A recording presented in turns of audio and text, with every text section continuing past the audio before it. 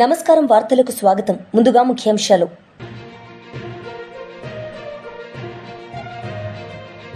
మాజీ మంత్రి హరీష్ రావు మీడియా సమావేశం, పలు అంశాలపై వివరణ.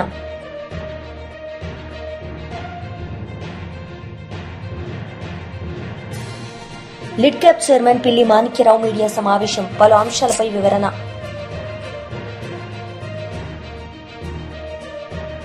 లిడ్ క్యాప్ చైర్మన్ పిల్లి మాణిక్యరావు మీడియా సమావేశం నిర్వహించారు. ఈ సందర్భంగా ఆయన మాట్లాడారు. మేము ప్రగాఢమైనటువంటి సానుభూతిని తెలియజేస్తా ఉన్నాం. కాకపోతే సింగయ్య చనిపోయిన తర్వాత దాదాపు ఒక 20 రోజులకో కాలం మారిన తర్వాత సింగయ్య కుటుంబాన్ని పరామర్శించినటువంటి పేరు మీద రాసిచ్చినటువంటి స్క్రిప్ట్ని ఆయన భార్యతోటి చదివించడం అంటే జగన్మోహన్ రెడ్డి నేర వ్యూహాలు మరోసారి బయటపడ్డాయని ఈ సందర్భంగా తెలియజేస్తా ఉన్నాం. సింగయ్య జగన్మోహన్ రెడ్డి కారు కింద పడి నలిగి చనిపోయినటువంటి సంగతి రాష్ట్ర ప్రజలందరూ చూశారు. దూరం నుంచి చూసినటువంటి వాళ్ళు, వార్త తెలుసుకున్నటువంటి వాళ్ళు కూడా అయ్యో ఇలాంటి సంఘటన జరిగిందని చెప్పేసి బాధపడ్డారు, ఒక్క క్షణం ఆవేదన గురయ్యారు. కానీ యాక్సిడెంట్ చేసినటువంటి ఎవరైతే జగన్మోహన్ రెడ్డి ఉన్నాడో, జగన్మోహన్ రెడ్డి కారు డ్రైవర్ ఉన్నారో, లేకపోతే జగన్మోహన్ రెడ్డి సైకో బృందం ఉందో, ఒక్క క్షణం కూడా సింగయ్యకి సంబంధించినటువంటి మృతి సంఘటన మీద మాట్లాడలేదు. మాట్లాడకపోగా కారు కింద పడినటువంటి సింగయ్యని తీసి ముళ్ళ కంచెలో ఇసిరేసినటువంటి పరిస్థితి రాష్ట్ర ప్రజలందరూ కూడా చూశారు. జగన్మోహన్ రెడ్డిని నేను ఈ సందర్భంగా అడుగుతా ఉన్నా, ఈ రోజు నువ్వేదో సింగయ్య కుటుంబం మీద ప్రేమ ఉన్నట్టు ఇంటికి పిలిపించుకొని మాట్లాడావు కదా, నువ్వు నిజంగా ఒక మనిషి నీ కారు కింద పడి చనిపోతే జనరల్గా ఒక జంతువు కూడా కారు కిందో లేకపోతే వెహికల్ కిందో పడితే మనసు చివుక్కుమంటది. కానీ ఒక నీ కార్యకర్త, నిన్ను నమ్ముకున్నటువంటి వాళ్ళు, నీ పార్టీ వాళ్ళు, నువ్వు చేసినటువంటి దుర్మార్గమైనటువంటి కార్యక్రమంలో కారు కింద పడి చనిపోతే వెంటనే నువ్వు ఎందుకు స్పందించలేదు అని చెప్పేసి మేము ప్రశ్నిస్తా ఉన్నాం. కారుని ఒక నిమిషం ఆపి నీ కార్యకర్తలకి సింగయ్య యొక్క ఏదైతే రక్తపు మడుగుల్లో ఉన్నాడో అతన్ని హాస్పిటల్కి తీసుకెళ్ళండి అని ఆదేశాలు నువ్వు ఎందుకు ఇవ్వలేదని చెప్పేసి మేము అడుగుతా ఉన్నాం. ఇంత సంఘటన జరిగిన తర్వాత నీ కార్యక్రమాన్ని కనీసం ఒక గంటైనా ఎందుకు వాయిదా వేసుకోలేదు, మానవత్వాన్ని ఎందుకు ప్రదర్శించలేదు అని చెప్పేసి మేము అడుగుతా ఉన్నాం. ఈరోజు నువ్వు ఇర్రెగ్యులర్గా బాధ్యత లేకుండా ప్రవర్తించిన తీరుకి పోలీసులు కేసు కట్టి నిన్ను అరెస్ట్ చేయడానికి రంగం సిద్ధమవుతా ఉంటే కోర్టుకి వెళ్ళి మాత్రం ఈ సంఘటనతోటి నాకు సంబంధం లేదు, ఈ కేసును క్వాష్ చేయండి అని చెప్పేసి పిటిషన్ వేసేటువంటి పరిస్థితికి దిగజారినటువంటి పరిస్థితి జగన్మోహన్ రెడ్డిది. ఈరోజు సింగయ్య భార్యతోటి ప్రెస్ మీట్ పెట్టించి, నేను ఇందాక చెప్పాను కదా, నేర రచయితలు తన పత్రిక దగ్గర తన టీవీలో ఉన్నటువంటి వాళ్ళు అతనికి రెగ్యులర్గా రాసిచ్చేటువంటి వాళ్ళ చేత రాయించారు. ఆమె మాట్లాడుతుంది, లోకేష్ గారు మనుషులను పంపించారు మా దగ్గరికి అని. లోకేష్ గారు మనుషులను పంపిస్తే తప్పేంటి? జగన్మోహన్ రెడ్డి నీకు అర్థం కాదా? ఒక ప్రభుత్వంలో ఉన్నటువంటి మంత్రి స్థానంలో లోకేష్ గారు ఉన్నారు, ఒక మానవత్వం ఉన్నటువంటి నాయకుడుగా లోకేష్ గారు ఉన్నారు. ఎన్నికలప్పుడు మాత్రమే మేము ఎన్నికలు చూస్తాం, రాజకీయాలు చూస్తాం. ఎన్నికలు అయిపోయిన తర్వాత ఆంధ్రప్రదేశ్లో ఏ చిన్న సంఘటన జరగకుండా చూసుకోవాల్సినటువంటి బాధ్యత ప్రభుత్వం మీద ఉంది, నాయకుల మీద ఉంది. అందుకే మాజీ మంత్రి హరీష్ రావు మీడియా సమావేశం నిర్వహించారు. ఈ సందర్భంగా ఆయన మాట్లాడారు. తెలంగాణ రాష్ట్రం ముఖ్యం, రాష్ట్ర ప్రజలు ముఖ్యం, రాష్ట్ర హక్కులు ముఖ్యం. బీఆర్ఎస్ పార్టీ అనేది ఒక బాధ్యతాయుతమైనటువంటి ఉద్యమ పార్టీ. పోరాడి కేసీఆర్ గారి నాయకత్వంలో కానే కాదు రానే రాదన్న తెలంగాణ తెచ్చిన పార్టీ బీఆర్ఎస్ పార్టీ. రాష్ట్రాన్ని 10 సంవత్సరాలు పాలించి దేశానికి దిక్సూచిగా నిలిపిన పార్టీ బీఆర్ఎస్ పార్టీ. సో ఈరోజు ప్రతిపక్షంలో ఉన్న మేము నిర్మాణాత్మకమైన పాత్ర పోషిస్తాం. ప్రజలే కేంద్రంగా, రాష్ట్ర హక్కులే కేంద్రంగా, రాష్ట్ర ప్రయోజనాలే కేంద్రంగా బీఆర్ఎస్ పార్టీ పనిచేస్తుంది. దురదృష్టం ఏంటంటే బాధ్యతాయుతమైన పదవిలో ఉన్న రేవంత్ రెడ్డి ప్రజలు, రాష్ట్రము, రాష్ట్ర హక్కులు కేంద్రంగా కాకుండా రాజకీయాలు కేంద్రంగా బురద జల్లడమే లక్ష్యంగా ఆయన మాట్లాడుతూ ఉన్నారు. So I appeal to the media, kindly ఎవరు మాట్లాడినా కూడా అవాస్తవాలు ఉంటే మీ దగ్గర ఆధారాలు ఉంటాయి, మీకు అన్నీ తెలిసి ఉంటాయి, క్రాస్ చెక్ చేసి వార్తలు ప్రసారం చేయాలని, వార్తలు రాయాలని, నిజాలు ప్రజలకు అందించే విధానానికి మీ వంతు సహకారం ఉండాలని ఐ అపీల్. సరే, let's come to the subject. ముఖ్యంగా నిన్న కాంగ్రెస్ పార్టీ, ఇప్పుడు అది కూడా ఒకటి ఆలోచించాల్సిన అవసరం ఉంది. మీరు పెట్టింది ప్రగతి భవన్లో ప్రజెంటేషన్, ఇచ్చింది అధికారిక హోదాలో. ఓన్లీ కాంగ్రెస్ ఎమ్మెల్యేనే పిలుచుకుంటారా? దాన్ని అందరిని పిలవాలి కదా. If it is the official presentation, why not to all? Gandhi భవన్లో పెట్టుకోలే కదా మీరు. అక్కడ ప్రజెంటేషన్ ఇచ్చింది ఆఫీసర్లు, ఇరిగేషన్ డిపార్ట్మెంట్ ఆఫీసర్లు, సచివాలయం నుంచి వచ్చిన అధికారులు. దాన్ని అందరినీ పిలిస్తే ఇంకా వాస్తవాలు బయటకు వస్తాయి కదా. సో నిన్నటి పవర్ పాయింట్ ప్రజెంటేషను అది హైదరాబాద్లో ఇచ్చినట్లేదు, అమరావతిలో ఇచ్చినట్టు ఉంది. ఆ పీపీటీ చూసిన వాళ్ళకి ఏమనిపిస్తుంది అంటే, ఇది తెలంగాణ ప్రభుత్వం తయారు చేసిందా లేక చంద్రబాబు నాయుడు గారు తయారు చేసి అమరావతికి వెళ్ళి ఈయనకు పంపిండా అనేటువంటి అనుమానం మాత్రం ఎవరికైనా కలుగుతుంది. ఇలా బనకచెర్లను ఆపాలనే చిత్తశుద్ధి మీకుంటే మీరు చూపాల్సింది ఏంటిది? ఆంధ్రప్రదేశ్ ప్రభుత్వం, చంద్రబాబు నాయుడు గారు కేంద్రానికి రాసిన లేఖలు, జలవనరుల శాఖకు రాసిన లేఖలు, బనకచెర్లను ఆయన ఏ రకంగా ముందుకు తీసుకుపోతున్నాడో చూపించాలి. అది చూపించిందా మీరు? దాని గురించి ఎక్కడా ప్రస్తావన లేదు. చంద్రబాబు గారు బనకచెర్ల మీద కేంద్రానికి రాసిన లేఖలు కానీ, ఆయన మాట్లాడిన మాటలు కానీ నీ పవర్ పాయింట్ ప్రజెంటేషన్లో ఎక్కడ నువ్వు చూపలేదు, దానికి స్థానం దొరకలేదు. ఇప్పుడు కాళేశ్వరం ప్రాజెక్టును అడ్డుకున్నాడు చంద్రబాబు నాయుడు, పాలమూరు ఎత్తిపోతల పథకాన్ని, దిండి ఎత్తిపోతల పథకాన్ని, తుమ్మిళ్ళ లిఫ్టును, భక్తరామదాస్ లిఫ్టును, ఎన్నో తెలంగాణ ప్రాజెక్టులను నేను అడ్డుకున్నాడు. దానికి ఎందుకు నీ పీపీటీలో చూపించలేదు? ఆంధ్రప్రదేశ్ ప్రభుత్వము మన తెలంగాణ ప్రయోజనాల్ని ఎలా దెబ్బగొట్టిందో ఒక్క ముక్కనన్న చూపించినావని నన్ను. అంటే బనకచెర్ల గట్టే బాబేమో రేవంత్ రెడ్డికి బంగారమో లెక్క కనబడుతుండ్రు. బనకచెర్లను ఆపాలని పోరాటం చేస్తున్న బీఆర్ఎస్ పార్టీ ఏమో ఈయనకు సచినపాము లెక్క కనబడుతుంది. మరి సచినపామే అయితే ఎందుకు కళలు కూడా బీఆర్ఎస్ పార్టీని కలవరిస్తున్నావు?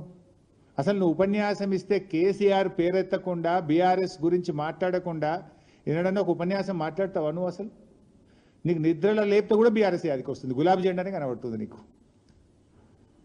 ఇప్పుడు నీ పార్టీ, కాంగ్రెస్ పార్టీ కేంద్రంలో 11.5 సంవత్సరాల నుంచి ఇలా అధికారంలో దూరంగా ఉంది. అనేక రాష్ట్రాల్లో కాంగ్రెస్ పార్టీ అధికారం కోల్పోయింది. ఈ దేశంలో అనేక శాసనసభల్లో కాంగ్రెస్ పార్టీ ఒక్క ఎమ్మెల్యే సీటు కూడా గెలవలేదు. మరి ఇలా కొన్ని రాష్ట్రాల్లో కాంగ్రెస్ పార్టీ ఒక్క ఎంపీ సీటు కూడా గెలవలేదు. అంత మాత్రాన నీ కాంగ్రెస్ పార్టీ చచ్చిన పామైందా? నేను అడుగుతా ఉన్నా. నువ్వు పిసిసి అధ్యక్షుడిగా ఉన్నప్పుడు ఈ రాష్ట్రంలో ఉప ఎన్నికలు జరిగితే నీ అధ్యక్షతన జరిగిన ఎన్నికల్లో కాంగ్రెస్ పార్టీ డిపాజిట్ గల్లంతైంది. అప్పుడు కాంగ్రెస్ పార్టీ చచ్చిన పామైందా? ఈ చచ్చిన పాము లాంటి చౌకబారు ముచ్చట్లు మాకు చెప్పకు. నీ రాహుల్ గాంధీ. మాజీ మంత్రి, state doctors wing president doctor Sidri Appalaraju media సమావేశం నిర్వహించారు. ఈ సందర్భంగా ఆయన మాట్లాడారు. Majority of the people cannot afford it. అందుకని కొంత బడ్జెట్లో తేలుతుందని విదేశాలకు వెళ్ళి ఎంబీబీఎస్ చదవటం అనేది అది కొన్ని దశాబ్దాలుగా జరుగుతున్నటువంటి ప్రాక్టీస్. కొంతమంది ఫిలిప్పీన్స్ వెళ్తున్నారు, 1 or 2 చైనీస్ యూనివర్సిటీస్కి వెళ్తూ ఉన్నారు, ఉక్రెయిన్ వెళ్ళే వాళ్ళు, కిర్గిస్థాన్ వెళ్తున్నారు కొంతమంది, ఇలాగా రకరకాలుగా రష్యా వెళ్తున్నారు కొంతమంది. ఇట్లా రకరకాల ఫారెన్ మెడికల్ యూనివర్సిటీల్లో ఎంబీబీఎస్ చదివి 5-5.5 సంవత్సరాలు ఇక్కడ కంప్లీట్ చేసి మళ్ళీ వాళ్ళంతా ఇక్కడికి వచ్చిన తర్వాత ఫారెన్ మెడికల్ గ్రాడ్యుయేట్ ఎగ్జామ్ అని ఉంటుంది, FMGE. Foreign medical graduate exam pass అయితేనే ఇక్కడ రిజిస్ట్రేషన్కి అవకాశం ఉంటుంది. FMGE ఎగ్జామ్ రాసి పాస్ అయ్యి, జనరల్గా మన దగ్గర ఉన్నటువంటి నార్మ్ ఏంటంటే FMGE అయిన తర్వాత ఒక 1 year మళ్ళీ ఇక్కడ ఇంటర్న్షిప్ చేయాలి.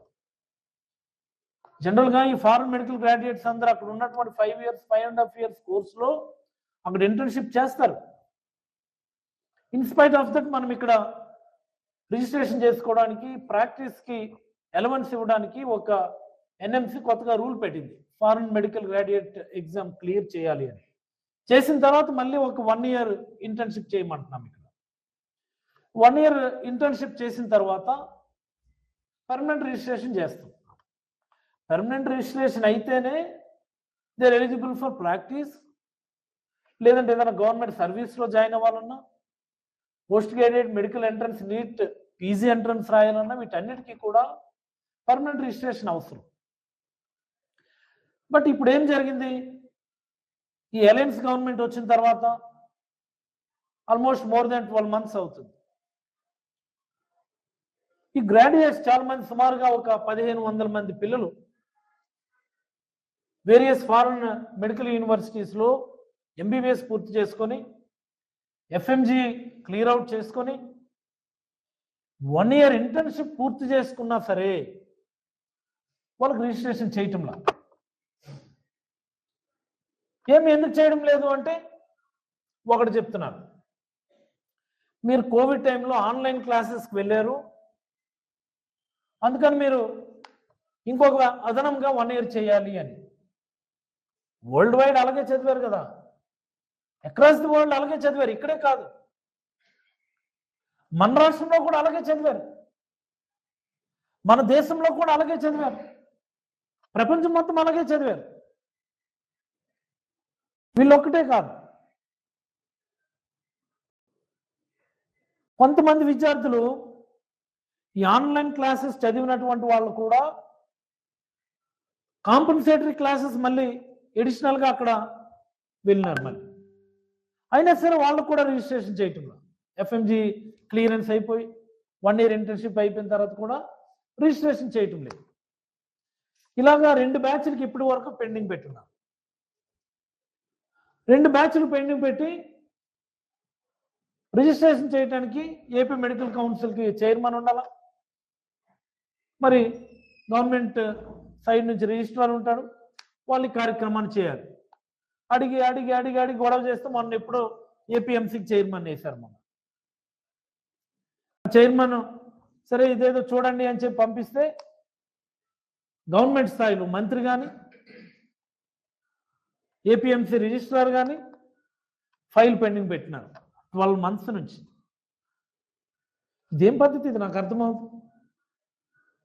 ఇదేం పద్ధతి ఇది? ఇదేనా మొదటిసారి ఫారెన్ మెడికల్ గ్రాడ్యుయేట్స్ మన దగ్గర రిజిస్ట్రేషన్ చేసుకోవడం?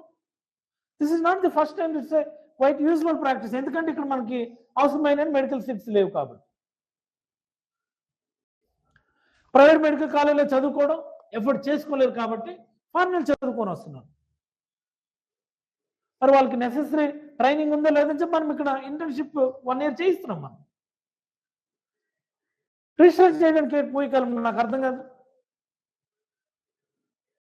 గవర్నమెంట్ అలా గట్టి పెట్టున్నది, ఎవరిని అడగాలో వాళ్ళకి తెలియదు.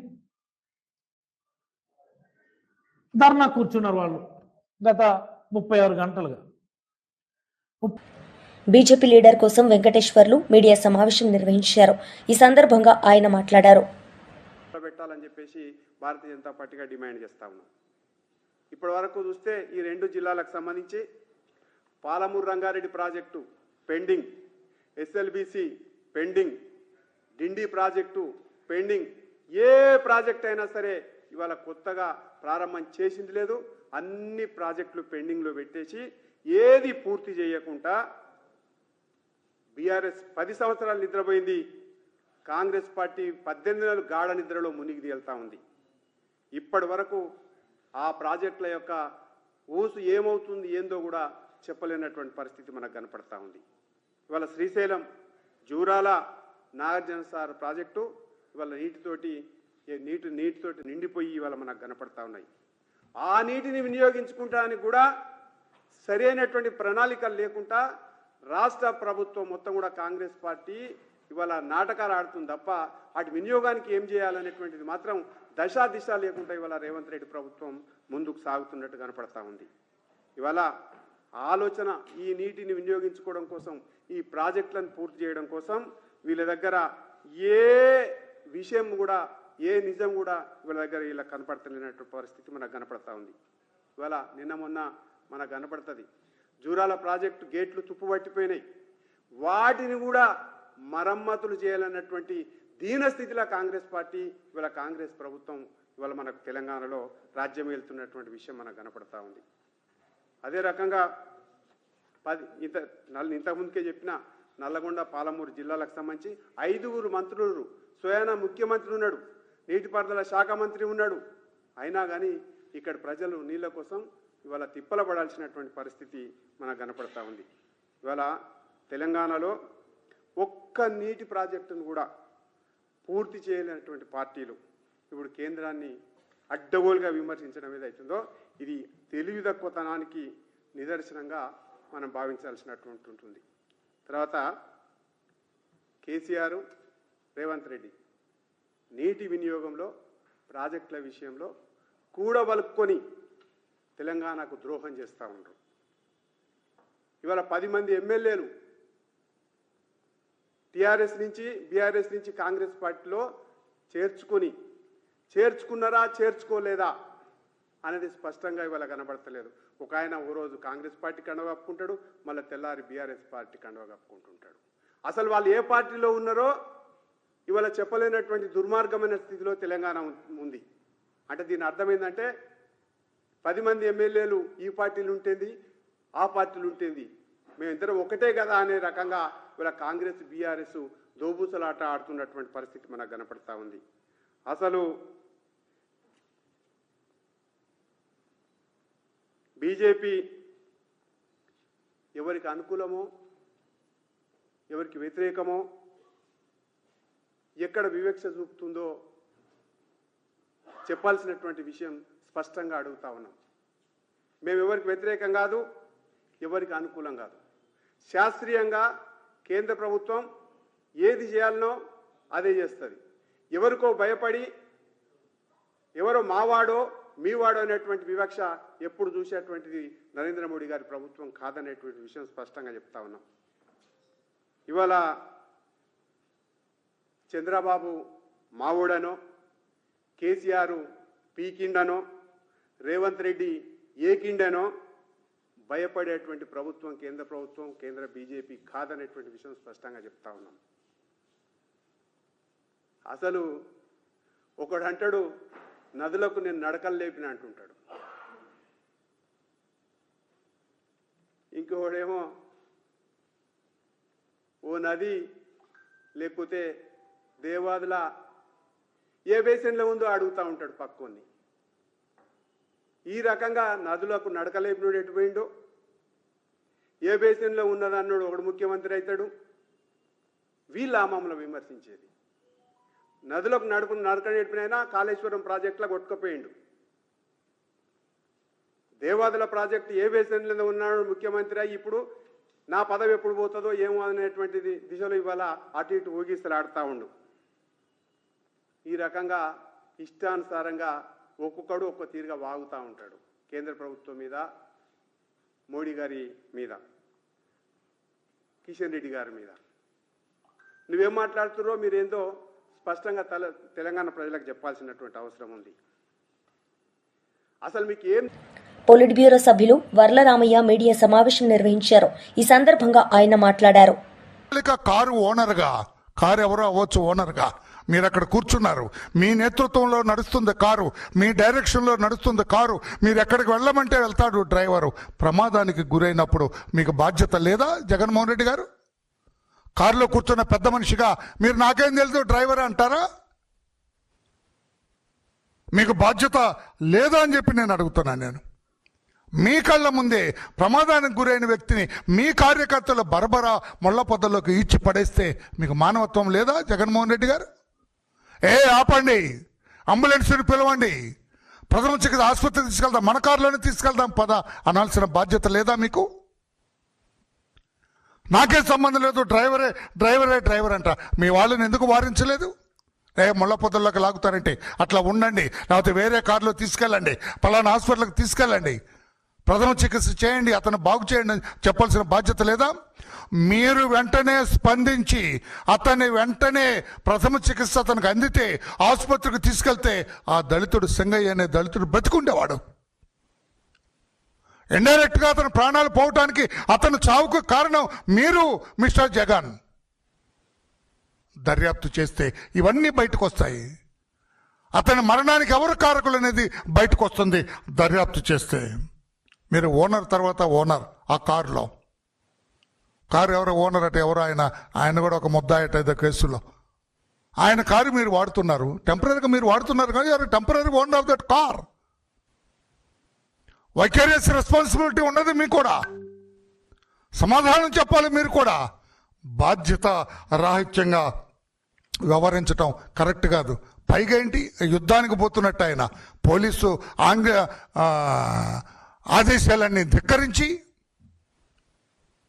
పోలీసు సూచనలు ధిక్కరించి, పోలీసు చట్టాలు ధిక్కరించి ఒక యుద్ధానికి పోతున్న సమయంలో ఈ ప్రమాదం జరిగితే మీకు బాధ్యత లేదా జగన్మోహన్ రెడ్డి గారు? దర్యాప్తు ఆపాలని మీరు ఎందుకు కోరుకుంటున్నారని చెప్పాను. న్యాయస్థానాల మీద మీరు ఎందుకు ఒత్తిడి తెస్తున్నారు స్టే తీసుకురావాలని? పత్రిక ఇది గమనించాలి మీరు కూడా. దర్యాప్తు చేసుకోండి, నా తప్పేముంది అంటాం వేరు. అసలు దర్యాప్తే జరగకూడదు, ఇన్వెస్టిగేషన్ జరగకూడదు. జరిగితే కుట్రలు బయటకు వస్తాయనా, మీ పాత్ర బయటకు వస్తుందనా, అతను చావుకు మీరు కారకులు అవుతారని దర్యాప్తు సంస్థ బయటకు తీస్తుందనా? ఎందుకు మీరు న్యాయస్థానాల మీద ఒత్తిడి తెస్తున్నారు? పోలీసులు దర్యాప్తు చేస్తామంటే మీరు ఎందుకు భయపడుతున్నారని చెప్పి కూడా నేను అడుగుతున్నా జగన్మోహన్ రెడ్డి గారు. 5 ఏళ్ళు ఈ రాష్ట్రానికి ముఖ్యమంత్రిగా చేసిన మీరు, ఒక రాజకీయ పార్టీని నడుపుతున్న మీరు నా మానవత్వాన్ని కోల్పోయినారు. ప్రమాదానికి గురైన వ్యక్తిని ఆసుపత్రికి పంపించాలన్న చిన్న ఇంగిత జ్ఞానాన్ని కోల్పోయినారు. ఆ కాన్సెప్ట్లోనే దర్యాప్తు జరుగుతుంటే మీరెందుకు అడ్డుపడుతున్నారు? న్యాయస్థానాల మీద మీరు పెద్ద అడ్వకేట్లను పెట్టుకొని ఎందుకు దర్యాప్తు ఆపాలి, స్టే కావాలని మీరు కోర్టుల మీద ఒత్తిడి తెస్తున్నారో నాకైతే అర్థం అవ్వట్లేదు. అతనికి చిన్న ప్రథమ చికిత్స అందించాలన్న చిన్న లాజిక్ టెంపరీ ఓనర్గా, తాత్కాలిక ఓనర్గా మీరెందుకు మర్చిపోయారు జగన్మోహన్ రెడ్డి గారు అని చెప్పి నేను అడుగుతున్నా. న్యాయస్థానాలు కూడా పూర్వాపరాలు పూర్తిగా విచారించకుండా దర్యాప్తు జరపడానికి వీల్లేదు అని స్టే విధించడం కూడా చాలా బాధాకరంగా ఉంది, ఆశ్చర్యంగా ఉంది మాకు. మేము అడుగుతున్న చట్టబద్ధమా స్టే? దర్యాప్తు చేయటానికే వీల్లేదు. జగన్మోహన్ రెడ్డి గారి మీద, ఆ కారులో ఉన్న వాళ్ళ మీద ఆ దర్యాప్తు, అసలు ఆ కేసు. మాజీ ఎమ్మెల్యే గోపిరెడ్డి శ్రీనివాసరెడ్డి మీడియా సమావేశం నిర్వహించారు. ఈ సందర్భంగా ఆయన మాట్లాడారు. వైద్య విద్య పూర్తి చేయలేకపోతున్నారు మన రాష్ట్రంలో కానీ మన దేశంలో కానీ. వీళ్ళు పెడుతున్న నీట్ ఎగ్జామ్లో పూర్తిగా మార్కులు రాని వాళ్ళు, తక్కువగా వచ్చిన వాళ్ళు, వీళ్ళందరూ కూడా ఇతర దేశాలు, చాలా దేశాలు, చైనా కానీ, వాళ్ళ ఫిలిప్పైన్స్ కానీ, యుక్రెయిన్ కానీ, ఇలాంటి దేశాల్లో తమ పిల్లల్ని చదివించుకుంటున్నారు. ఎలా చదివించుకున్నారు? కోట్లు ఖర్చు పెట్టి చదివించుకుంటున్నారు. సుమారు లక్షలు కాదు, కోట్లు ఖర్చు అవుతుంది. కోట్లు ఖర్చు పెట్టుకొని చదువుకున్న తర్వాత ఇండియా వచ్చిన తర్వాత FMG exam, foreign medical graduation exam clear చేయాల్సి ఉంటుంది. ఎందుకంటే అది మన ఎన్ఐసి, నేషనల్ మెడికల్ కౌన్సిల్ యొక్క ఎగ్జామ్కి ఈక్వల్గా, ఎన్ఎంసీకి ఈక్వల్గా ఈ ఎగ్జామ్ క్లియర్ చేయాలి. ఈ ఎగ్జామ్ రాసి పాస్ అయిన వాళ్ళు మళ్ళీ ఇంటర్న్షిప్ చేయాలి. ఇంటర్న్షిప్ చేసేటప్పుడు వీళ్ళకి ఏమన్నా స్టైఫండ్ ఇస్తున్నారా? ఇవ్వట్లేదు. రాష్ట్రంలో చదివిన వాళ్ళకి, దేశంలో చదివిన వాళ్ళకి స్టైఫండ్ ఇస్తున్నారు. వీళ్ళు ఎటువంటి స్టైఫండ్ లేకుండా ఈ విద్యార్థులతో ప్యారలల్గా 36 గంటలు 48 గంటలు డ్యూటీలు చేసి, స్టైఫండ్ లేకుండా ఆపరేషన్లు చేసి, అసిస్టెంట్ చేసి, అన్ని రకాలుగా క్వాలిఫై అయ్యి 1 ఇయర్ పూర్తి చేస్తే ఈ రాష్ట్ర ప్రభుత్వం ఎందుకు రిజిస్ట్రేషన్ చేయట్లేదు? అదేమన్నా బ్రహ్మ విద్య? 13 నెలల నుంచి కనీసం రిజిస్ట్రేషన్లు చేయకుండా, పర్మనెంట్ రిజిస్ట్రేషన్ చేయకుండా ఈరోజు ఇబ్బంది పడుతున్నారు. ముఖ్యంగా 28 రాష్ట్రాలు, ఈ దేశంలో 28 రాష్ట్రాల్లో పిఆర్ జరుగుతుంటే పర్మనెంట్ రిజిస్ట్రేషన్, ఒక్క ఆంధ్రప్రదేశ్లో ఎందుకు జరగట్లేదు? ఈ ప్రభుత్వం వచ్చి 13 నెలలు అవుతుంది. 13 నెలల నుంచి రిజిస్ట్రేషన్లు అన్నీ కూడా ఆపేశారు. దీనివల్ల ఎంత నష్టపోతున్నారు ఇవాళ అర్థం కావట్లేదు. కొంతమంది ఇతర రాష్ట్రాల్లో రిజిస్ట్రేషన్ చేయించుకున్న వాళ్ళు ఆల్రెడీ పీజీలు రాసుకుంటున్నారు, కొంతమంది ప్రాక్టీస్ పెట్టుకుంటున్నారు, కొంతమంది కార్పొరేట్ హాస్పిటల్స్లో వర్క్ చేసుకుంటున్నారు, పని చేసుకుంటున్నారు. ఇవన్నీ చేసుకుంటుంటే ఈ విద్యార్థులు మన రాష్ట్రానికి సంబంధించిన సుమారు 700 నుంచి 900 మంది విద్యార్థులు ఇవాళ ఈ యొక్క రిజిస్ట్రేషన్ కాకుండా ఆగిపోవటం వలన అనేక ఇబ్బందులకు గురవుతున్నారు. దీన్ని తెలియపరచడానికి ఇవాళ హెల్త్ యూనివర్సిటీకి వచ్చి వాళ్ళు శాంతియుతంగా నిరసన వ్యక్తం చేస్తుంటే వీళ్ళని అరెస్ట్ చేసి హెల్త్ మినిస్టర్ గారిని కలిస్తే ఆయన చాలా రెక్లెస్గా సమాధానం చెప్పే కార్యక్రమం, చాలా దారుణంగా జవాబు చెప్పటం. దీనివల్ల వాళ్ళు నిరసన తెలియజేస్తారు, ధర్నా కూడా కాదు, ఒక శాంతియుతమైన నిరసన తెలియజేస్తుంటే ఈ విధంగా అరెస్ట్ చేయడం అనేది ఎంత దారుణమైన అంశమో ఈరోజు అర్థం చేసుకోవాలి. అంటే రెడ్ బుక్ రాజ్యాంగమే కాదు, వీళ్ళకి అడ్మినిస్ట్రేషన్ తెలియట్లేదు, పరిపాలన తెలియట్లేదు. 13 నెలల నుంచి ఒక వైస్ ఛాన్సలర్ వీసీ వార్తలు ముగించే ముందు ముఖ్యాంశాలు మరోసారి.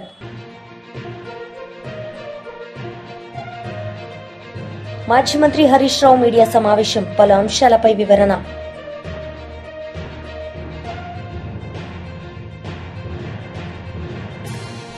లిడ్ క్యాప్ చైర్మన్ పిల్లి మాణిక్యరావు మీడియా సమావేశం, పలు అంశాలపై వివరణ.